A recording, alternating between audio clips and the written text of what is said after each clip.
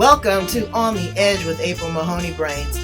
You're at the spot, the place, where the conversation is pointed, the guests are sharp, and the responses are never dull. Did you bring your thinking caps? It's time to put them on, because the conversation starts now. From writing, just talking about the issues. That's the only thing I really get from it. The fact that I think when I sit down to write, I am able to process the events and, come to a better understanding of whose role was who and, what happened when this happened. And it helps me get healing. You know, So but you haven't written your own book? I have written my own book now. So I wrote about my journey with my son. So that I actually have the book here. If I can get hold of it. I have got a copy. This is my first solo Oh, book. look at it. Oh, So wow. this is my son when he used to horse ride. So this is how I came to a place of acceptance. So this is my first solo book project. Yeah. And this was released last year. And here I just talked about how I believed God to have a child because, I had polycystic ovaries for so many years. So I knew having a child was going to be a challenge. But I kept praying and believing God. And eventually, when I got married, we still waited like 5 years before he came. And then when he eventually came, the joy of, oh, I now have a baby. And then 3, 4 years down the line, I get his autistic diagnosis, and that almost broke me. I was so, I couldn't believe it. I kept on asking God, why would you promise me a child for so long? And when he eventually came, his special needs, and I was so upset for so many years. And then eventually I came to a place of acceptance. I realized, you know what? I'm going to still celebrate this boy, even with his challenges. Right. I decided to love him with everything, and I said to myself, look, autism is not going to have the last say. I'm going to I literally tell myself, Yinka, God knows you can handle this. That's why he put you in, that's why he gave you this boy to take care of.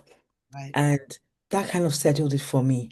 I tell myself, anytime we're having any challenges, maybe there's a breakdown in services or things have collapsed, which happens quite regularly, Oh, really? I Hmm. literally say to myself, Yinka, you can handle this. If you couldn't handle it, it wouldn't have come. That's why God put this boy in your care. Right. And that just gives me strength to push on, that just gives me strength to. So now what I started to do is I'm developing a course to help other parents that have autistic, special needs children Right. so Right. that they can actually come to, they can just realize that, look, it wasn't a mistake that God gave you that child. We don't want to start thinking, oh, you know what? God must not love me that he gave me, a defective child. I started to preach. Stop thinking of it as defective. Think of it as different. Right. And different does not instantly mean bad. It doesn't mean, it's defective. It's just different. And I realized if we can actually accept them, get to a place of acceptance, you can actually love them and you will start to see the little things that they can't do that you can celebrate God for. Right. That made a massive difference for me. It made a massive difference And for me. to whom much is given, much is required. I always say that. And that can be good, that can be bad, that could be, Yes. Yes. and he's not going to give you more than you can handle. And Yeah, he that's knew what I that preach now. well, I mean, he knew that you had the heart, that you had the bandwidth, and it was something that you wanted. See, we have to be careful about our wants, Yes. too. We want something so bad, and then when we Yes. get it, it's not what we thought it was going to be. And then you sit there and you say, okay, now I have to deal with the consequences of my request. And it's okay, but you have now not only learned to love him and grow him. How old is he? You said he's going to be 18. Yes. Wow, I can't believe He's taller than me now. wow. I And literally, there's certain I'm like, things you want for your children, you want grandchildren, you want them to be married, you want them to be successful, Yeah. this, that, and the other. But we cannot live our lives vicariously through our children. Yes. Only a vessel. We are only a portal that it comes through. And God makes no mistakes. What was that? Yes. What is that brilliant man's name? I can never remember his name that had the voice box that was in the wheelchair. Yeah. We can't think of his name right now. I'll I come up with know. the brains. I But I know he's tell you, such. he turned the world He on its did. head, He did. and He you did. look at other people that have other gifts and talents. Your son Yeah. may be trapped in this body of um, autism, but be great with music, mathematics, Yeah. mechanics. He might be the person to save somebody's life. We don't think he's paying attention to certain things. Exactly. And you know what? I think, Yanka, is that it's too many people born neurodivergent now. I There mean, is. just think about it. It used to be where, when we were growing up, someone would say, "Oh, they're touched, or they're a little special, or they're in this special class, this, that, and the other." But if I No, he's not verbal. nonverbal, does he Yeah. does he speak sign? Yes, he does sign languages and we're working together, So I try to learn the signs alongside him and so we do communicate, but still not. We're hoping to use technology. Okay, Uh, yeah, so that's where my hope is. I'm like, you know what? I'm not so hung up on him having to talk anymore because I realize there's so many other ways you can communicate and actually make people understand what you want. So now that's just what I'm after. I'm like, you know what? Even if it's going to be PECs, if it's going to be, you know, technology based, whatever it is that will help him express his needs, I'm okay with it. okay, all right, that's good. So how does that work? Um, what would be a typical day maybe in his schooling or his education or the process? People, we're far removed from that. We only see him, socially, but we don't really know what it's like when you take him with, or his care takes him to class. What kind of things do they do? So, incidentally, he was in a residential school for a while. He went to the residential school for 2 years. Okay, I'm So, sorry. I got to break it down. A residential school is where he lives there. yes. Okay. So, there's a home beside the school area. So, he lives there and he only comes home during the holidays. So, like a boarding school, but only for special needs children. And he liked it at first, but because he's an only child, he could not adapt to living with other children in the house. Mm, So that was, I mean, the sensory overload was just too much. Because obviously at home, there's no other child talking, there's no other child crying, there's no other. So he really, really struggled. And then they moved him to, they created like an extension for him. So he wasn't in the main, where all the other kids are. And it wasn't a big school. There were only about 8 students in the school, but he just could not cope with because they used to eat together in the dining. They used to really do things, try to make them do things together because they were trying to teach him to live in like a group home when he's an so, adult. more social skills. Yes, but he just couldn't cope. Okay. And because he caught on quite early that every time he throws a tantrum, they will take him away from the group. So he became I mean, in fact, when they first mentioned that they were going to do an extension for him, I told them this might backfire because you guys are giving him exactly what he wants. He knows that the minute I start to make a force, the minute I start to, you know, that they're going to take me away from this group and, move me to a place where I can be alone. All the schools he's been, they always taught him alone. So I told them, I said, look, might not be a good idea. But they thought, oh, what, we're the expert, let us do it. And exactly what I said was what happened. He used to really, really grab at people. He would, have meltdowns after meltdowns after meltdowns. And eventually they thought, you know what, we can't even keep in the school area because in the classroom there are other children there in his class. Right, So they thought, you know what, let's create another place for him where he will be teaching, where he will be taught, the teachers will go there and teach him alone. And I said, look, that is against why he's even in the residential school. right, We're supposed to be teaching him to adapt with living with people. If every time he makes a fuss, you remove him, you're like literally taking us back like 5 steps, right, that we have, right, right. and eventually the whole thing collapsed because just as I predicted, he used to make a fuss. I mean, he knew what the teachers what would panic And he them. knew what buttons to push, He did. and I'll tell you, Brains, I don't care what state you're in, manipulation works. It does. It does. It You know, does. you have a 2-year-old and she knows when she wants her binky, she knows when she wants her bottle. Exactly. You'll have an 80-year-old that will say, hey, look, I don't want to do this, I'm stubborn. People know their emotions, They and do. They do. emotion is energy in motion. And Yes. so I know that you have to be concerned about that, because not even so much the harm that he could do himself, but also misplaced harm that he could do on others, because he really doesn't really understand the impact of No. what's. No, he They have doesn't. to make sure that everybody is safe in those situations. Exactly. Exactly. And eventually, they told us that they're sorry that they couldn't keep him anymore. So he's back at home now, and so we're looking for another placement for him.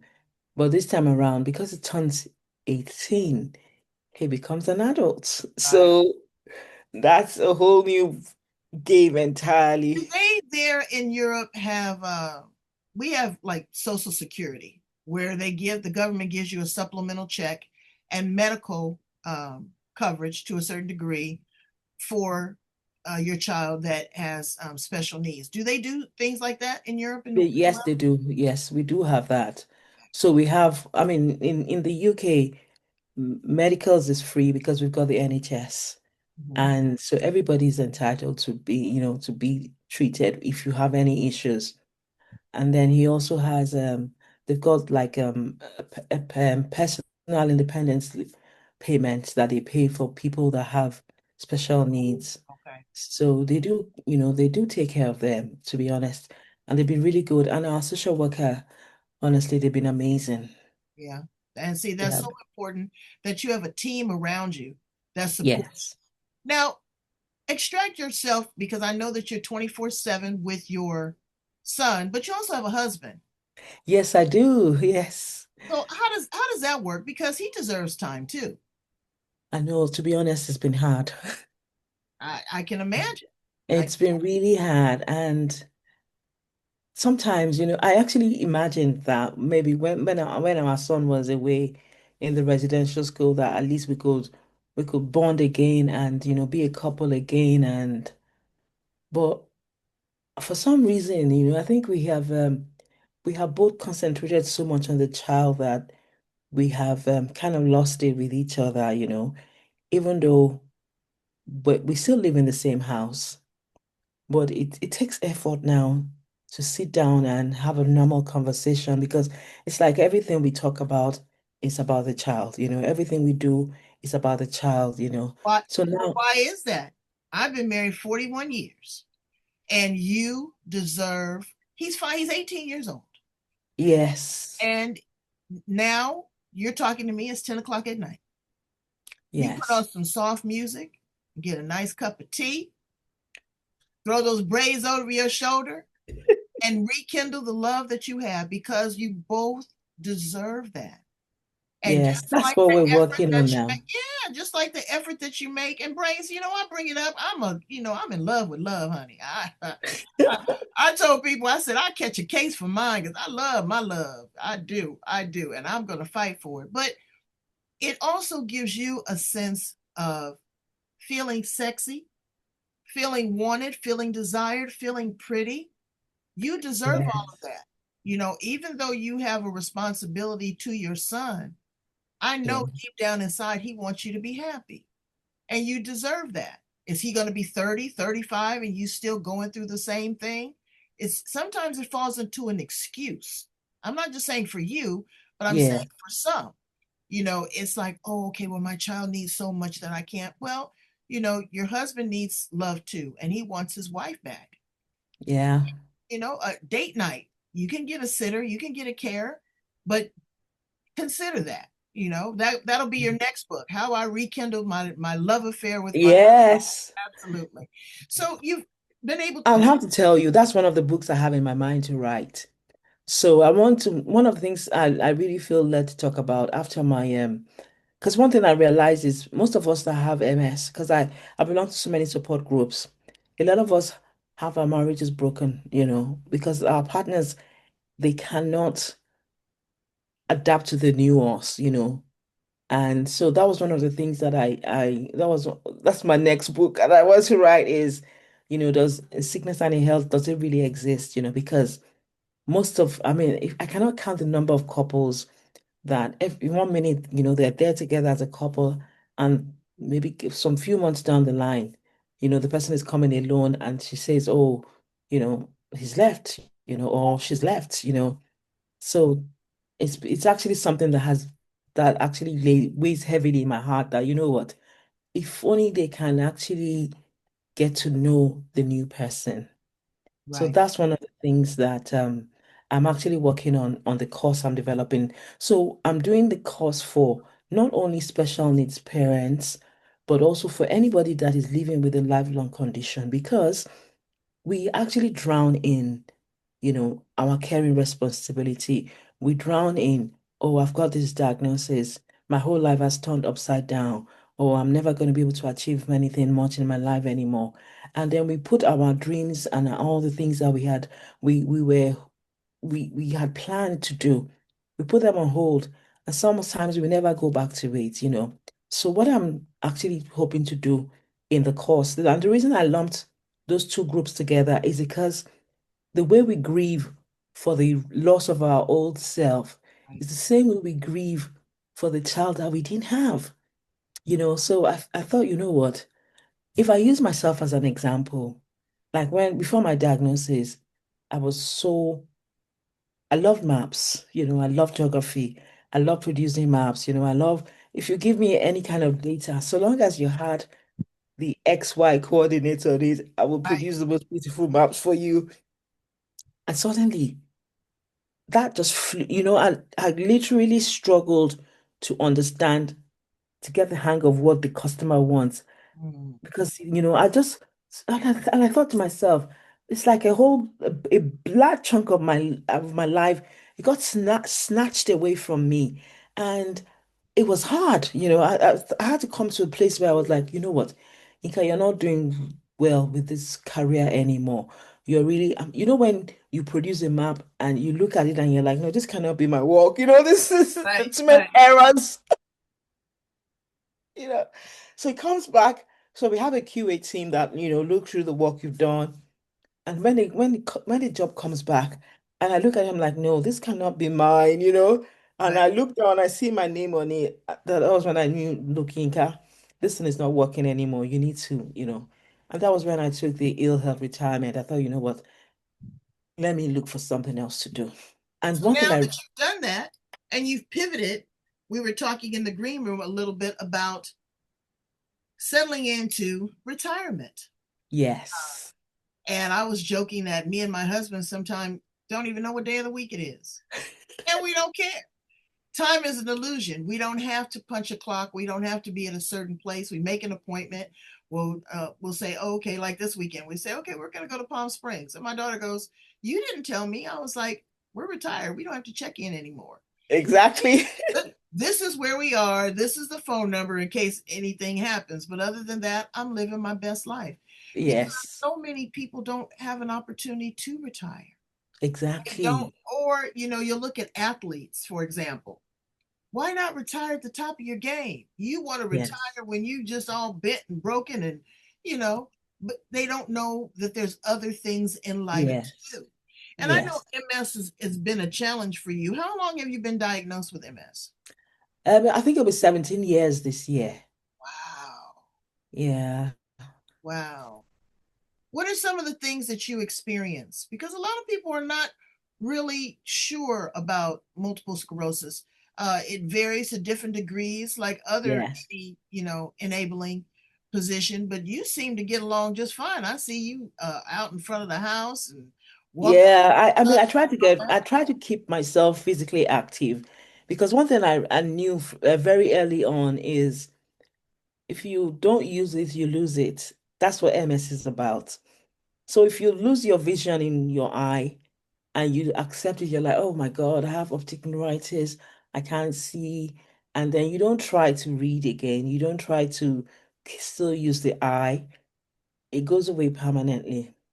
And the same thing goes with your mobility. The same thing goes with, your hand. Because I have periods where I can't even unscrew a jar of jam because I have no strength in my hand. But because I don't give up, I keep trying to do that activity. And the beauty of it is our brain is amazing. This body we have, oh my God. Yeah, The way, masterpiece.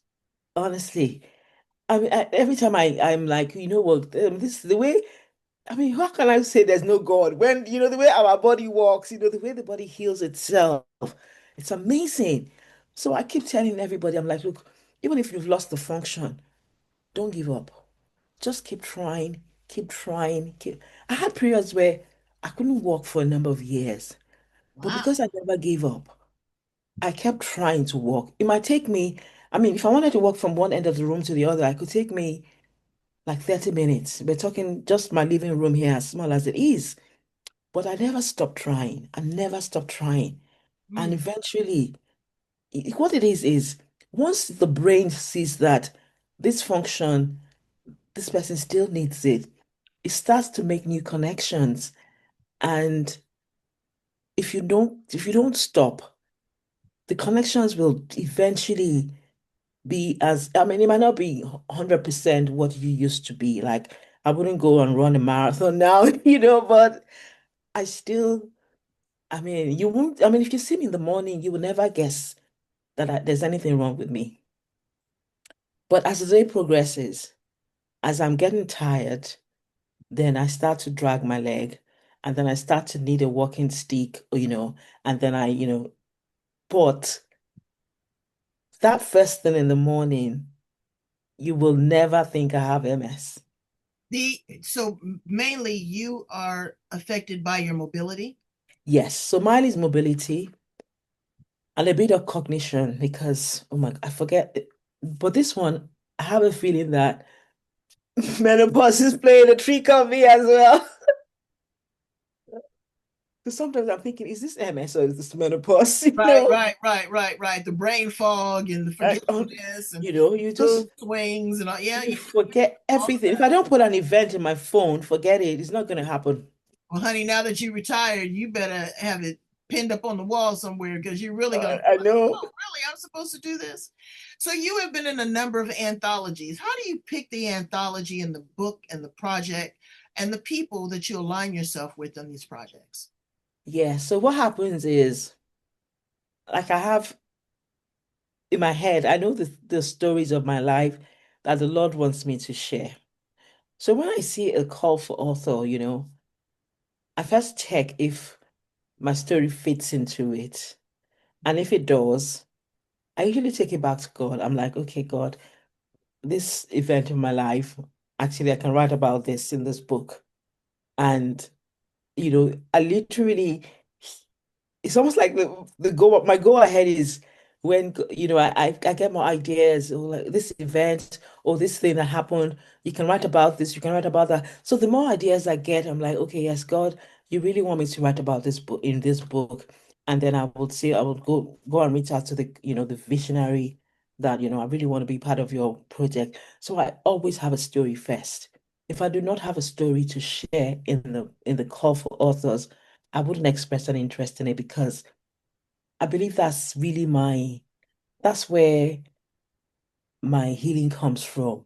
Because the minute I start to write about that event, I would, honestly speaking, I would get everybody's part in it and really take it to God. I'll be like, okay, like my in my new book, I actually had to look at my parents' marriage, and for a long time, I'm a bit of a daddy's girl. I was a real, my daddy really spoiled me. So my dad was a fantastic father. But when I started writing my book, I could see that he was, as a husband, he had a lot more he could have done better. And I was able to process it when I started writing because I realized, okay, there was part of me that was angry with him because I used to think, why didn't he help my mom when she had the nervous breakdown? I was like, he could have done a lot more. He could have. But by the time I started writing, I could actually put myself in my dad's position and I could see how difficult it was for him.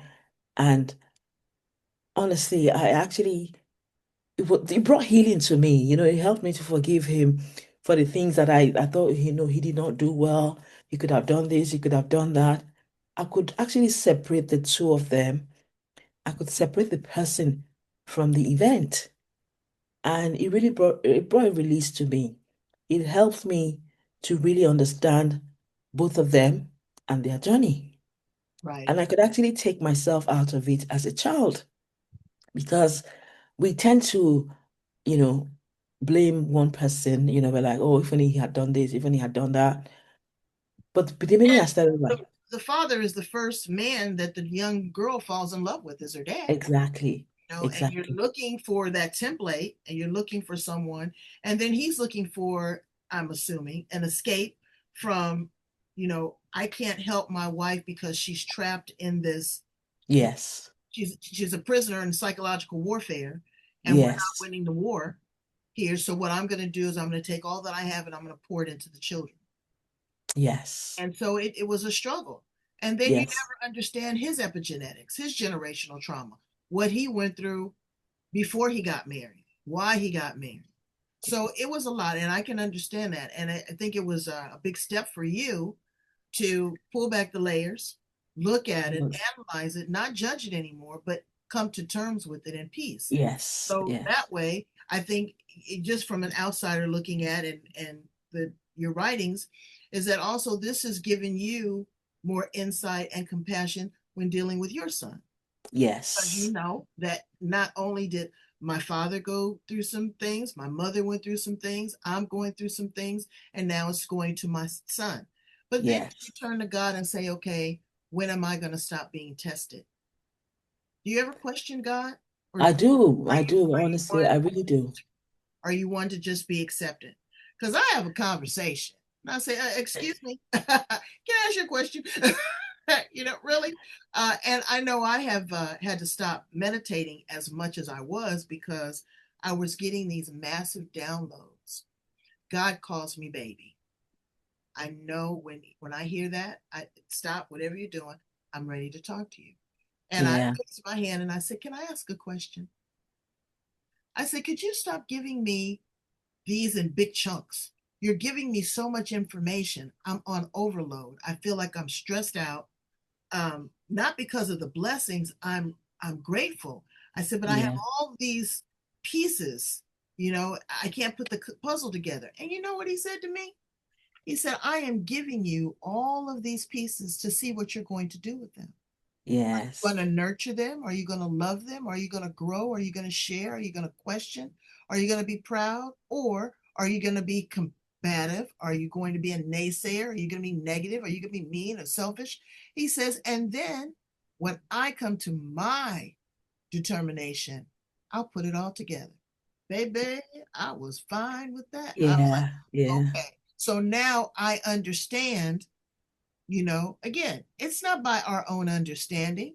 No, no, it's Have to not. ask God to help you navigate and facilitate. It's like being a captain on a ship in the middle of a storm. You got to Yes. figure out how to do it. So he's giving you a lot of pieces and you're putting them together in this program. So you're going to have not only the book that's going to come out, but you're going to create the courses. What kind of things are going to be inside the courses for these parents?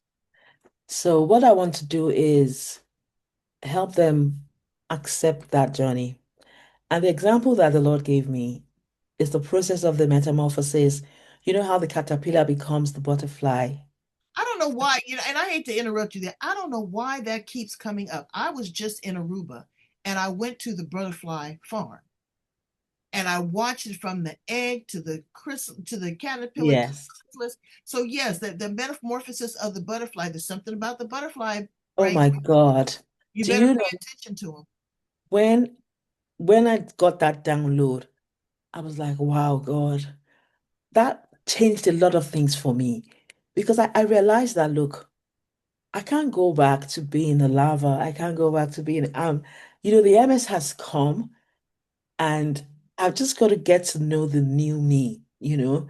I suddenly said to myself, I was like, oh my God, Yinka, stop fighting this thing, you know. Stop fighting this thing. There's no going back. And one of the things that the Lord said to me is, if you don't know the new you, if you do not love the new you, how do you expect other people to love her? And it was such a shift for me. And the same thing he used for my son as well. He said, look, stop expecting this boy to suddenly, become a neurotypical kid. You've got to accept him as he is and love him as he is, and then see the beauty. And he used, different colors of the butterflies, you know. In fact, the way he did it for me, I started out looking like a dull gray butterfly. And by the time it was done, it was so beautiful, it was so colorful. And the Lord said, that is what I'm going to do with your life, you know. You Mhm. need to get to know the new you. You need to accept the new you. You got to love the new you. And you know what I did? So there's this course I did a couple of years ago. And in that course, they have this thing they do that is called mirror activation, where they ask you to stand in front of a mirror and imagine that you're talking to Jesus and you're telling him, this event that happened in my life, you know, where were you? Just anything that you feel you want to ask the Lord about. And it was such a release for me because literally it was like God said, look, you can stand in front of the mirror and recognize the new you, love the new you, you know, tell her you're sorry that you did not quit, you did not Right. acknowledge her on time, and oh, it was such a release. It Yeah, we was did kind of shadow work one time when I was at a conference with women. You sat in front of another woman, and what you told her is that I see you, I see your pain, your anxiety, your stress, but I also see your joy. And you didn't know this person at first, but by the time that 30, 40 minutes was over with, you seemed like you had lived her life. And yeah, that mirror work, inner child work, and shadow work is so powerful. it is. So you can go online to Brains and Google it on, there's everything in the world on YouTube.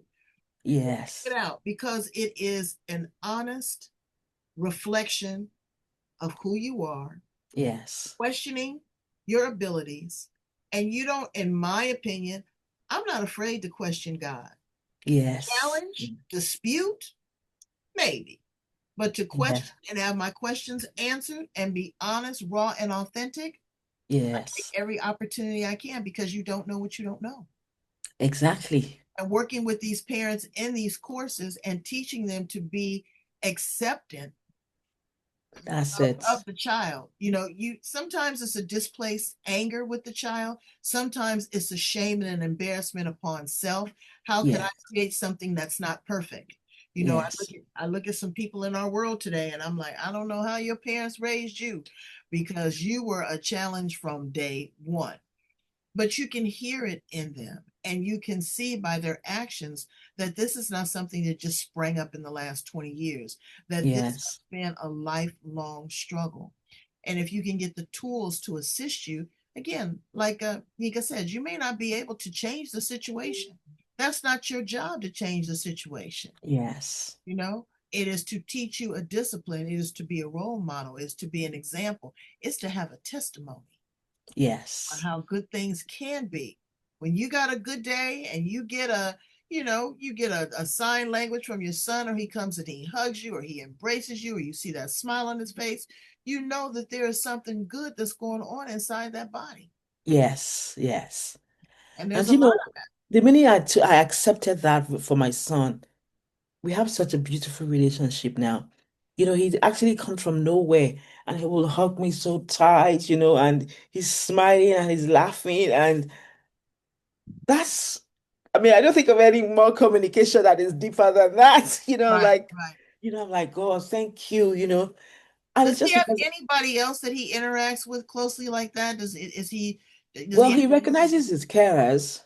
And Okay. he gives them a high five or he gives them a fist bump, when they Good, arrive. good.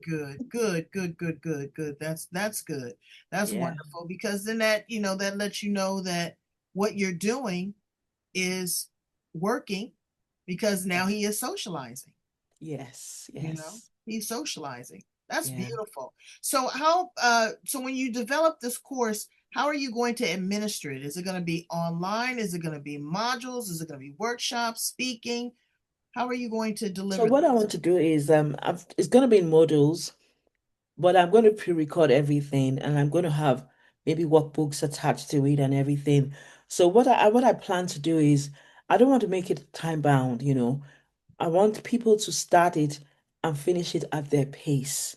If it's going to take you a year to start and finish, I'm okay with it, and I'm not going to make it expensive because I want as many people to access it as much as possible. Right, I right, want right. them to be able to start and grow with it. I want them to start and see the things that the Lord has in store for them. I want them to reconnect with their original, authentic self, that they can go back and say, you know what, the same way Yinka forgot about her, the fact that she wanted to start developing apps and God helped her to pivot into writing to encourage people. That's the same way God can amend those your dreams, those your aspirations that you think you have abandoned. You haven't abandoned it. God can actually shape it into something that is even more beautiful, that is even more powerful. And you're going to be a blessing to a lot more people with God's version of your new self. And that really it healed me because I thought to myself, I never thought that writing could ever become a thing for me. I loved reading, but I did not think I was going to become an author. I did not, I mean, the kind of when people write me and they tell me, oh my God, Yinka, when I read your chapter, it filled me with such hope. It made me so, I always when you sit back and like, really? Like, okay, which part of it did that to you? Let me ask you a tough question too. You being from, are you from the Caribbean or from Africa? Africa, Nigeria. From Nigeria. Um, how do I say this? Okay, all my Nigerians, don't get mad at me because I'm asking a question, okay? Like I asked God. I'm not pointing fingers, I'm not being judgmental. I'm asking from a place of ignorance. I'm trying to know. But sometimes can that be perceived as an evil spirit or voodoo when a child is born with a disability? Because of the culture, because of um, just the way that things are or have been for centuries. How Yes, is that perceived? And that can be very difficult on you as well. it is very hard. And that's one of the mercies of God, actually. I feel like God knew I was going to have an autistic child. That was why He made us relocate abroad. Because if we were back home in Nigeria, it's getting better now. But in the years, even when I was growing up, there were autistic children, but they used to hide them. Mm. I mean, I had a neighbor that I did not know that they had three children. I only thought there were two. But it wasn't until I had my son and I heard my son's grunting, the way they grunt, when they're upset or and I thought, oh my God, I've heard this sound before. And it dawned on me that, oh, these people had an autistic child those days. But the boy never saw the light of day. Mm. And so one of the things I tell people now, I'm like, look, don't hide these children. They deserve to be celebrated and loved. So in fact, I actually belong to a lot of groups now, even in Nigeria. And that's the advantage of Facebook, the fact that you can actually join different groups all over the world and you can share your journey with them. You can share and I try to tell them, I'm like, look, this is not demonic. I mean, we cannot rule out the fact that demons, they're there. Yeah, and they're real. Let me tell you. Exactly. We can't deny that. But if you remain connected to God and you're a child of God, there's no way a demon can possess your child. There's no way. I mean, I always tell everybody that enters my house, I'm like, if you're coming in with any strange spirit, it's going to stay at the door Right, right, right. as you enter my house because I'm like, look, it's almost I, like you're I entering the holy sage ground. and sprinkle with water. You can't get Satan. You can't come up in here. Uh-uh. Exactly. So I always tell myself, I say, look, my son is, in fact, I tell God, I'm like, there's no way the enemy can worsen this boy's state because it's my child. I Right. literally in the mornings, he actually comes to me and he'll take my hand and put it on his head because we made a habit. I just make pronunciations over him and I tell him, you're wonderfully created, you're a child of God, you're a child of purpose, you're a child of destiny. And he loves it. He literally, Well, because he he, connects. he does. He actually connects and brings you. Everything doesn't have to be verbal. It, Exactly. it, Exactly. emotions and your actions. He can tell very easily when you're angry, when you're Yes, happy, when you're laughing, exactly. when you can read these emotions. Well, you have done an amazing job. I want you to read an excerpt for us from your book. Yes. So I've got the whole transcript here. Oh, goodness gracious. Okay. So, so this is my newest solo book project, and it's titled Echoes of Resilience: Navigating Mental Health Breakdowns in Families. And I started writing this because I realized that my siblings didn't get to know our mom before her illness. So I thought, well, you know what? Let me talk about her early days, the pre-diagnosis. And then another thing that inspired me to write it is, the shame and the stigma attached to it. I had people when they want to shut me up, they will actually call me names. And, I had somebody call me daughter of a mad woman once. My junior sister is a makeup artist and she had gone to a client's house. And in the course of conversation, she mentioned where she lives. And somebody said to her, oh, you're living in Mrs. Adekole's house, that mad woman. And my sister said she was so upset that she wanted to start crying. But then, she just said to herself, you know what, I'm not taking on this cloak of shame. And she told the woman, she said, yeah, and that she said, she's actually my mom and she's fine now. She's been treated and she's okay now. And she said, the shame, and the woman was like, oh my God, you could see the way she was shocked. So that was when I thought, you know what, let's talk about this thing because people keep weaponizing it against us. I'm like, my mom is fine now. You can actually hold a normal conversation with her now because she's been treated. And although she does need to be taking the medication regularly, which is just as you would do if you had high blood pressure or diabetes or any other thing. So I thought, you know what, I'm going to write about it. So I'll read a little extract from it. And this bit of it, I write about releasing the weight of shame. So, releasing the weight of the shame is a deliberate act of faith and courage. It means choosing compassion over condemnation, understanding over ignorance, and openness over secrecy. It means recognizing that your loved one's struggles is an illness, not a character flaw or a spiritual failing. It means extending the same grace and mercy to them that God extends to us daily. This shift in perspective, this paradigm shift, is not just intellectual, It's deeply spiritual. It allows us to see our loved ones and ourselves through God's eyes. Beloved, worthy, and deserving of healing and support. It's a call to compassion, not just for the one struggling, but for every family member carrying the burden of this unseen battle. When we release shame, we open the door for true healing, for honest conversations, and for the community support that God intends for us. We step into the light, trusting that God is able to turn things around, not because we're perfect, but because it's faithful. Hmm.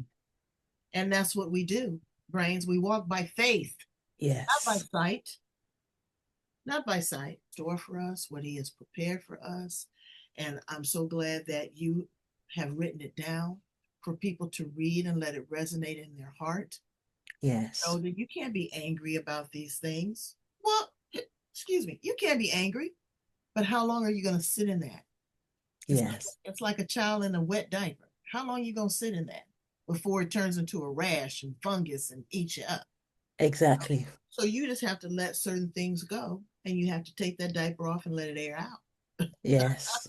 and the little simple analogies that we apply to our life have such monumentous, grandiose meanings in the long run if you Yeah. texturize it and put it in the right perspective. Yes. And I'm so glad that you've done that. And I'm so proud of you. And I'm so glad Thank, that you're back here with us here on the edge.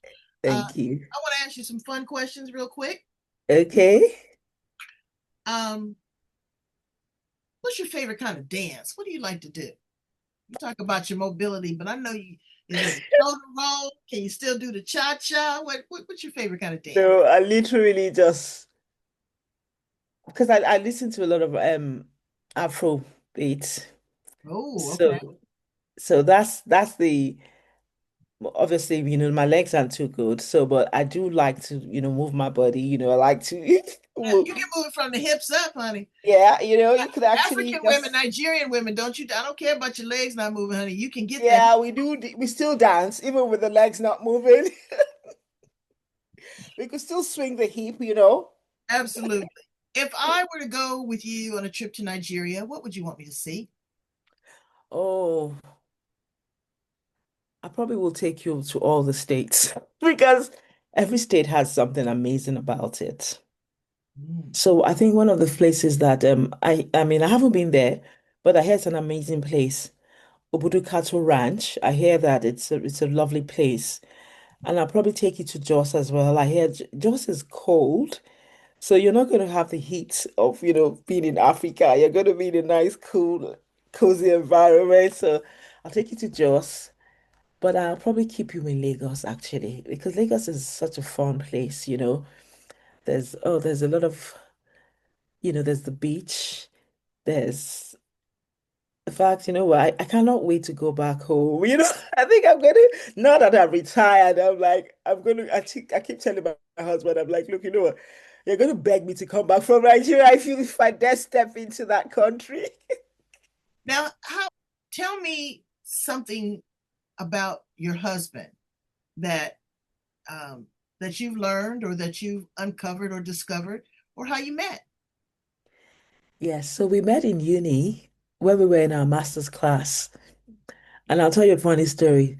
So when we first met, when he first time he asked me out, he looked at me and he said, Yinka, I'm going to marry you. And I was like, no, I'm not going to marry you. He used to drive like a brown Volkswagen, very small car. And I was like, no, I mean, me, I was like, I used to feel like a big girl. So when we eventually got married, it was like, I told you I was going to marry you. So we laugh about it now, I'm like, okay, it's okay, you won, okay. That's beautiful. What would you tell a person that is struggling right now with maybe they have a challenge of their own, or maybe they have a child? What would you say to them to encourage them? I will tell them to hang in there. I will tell them that it's always darkest just before the break of dawn.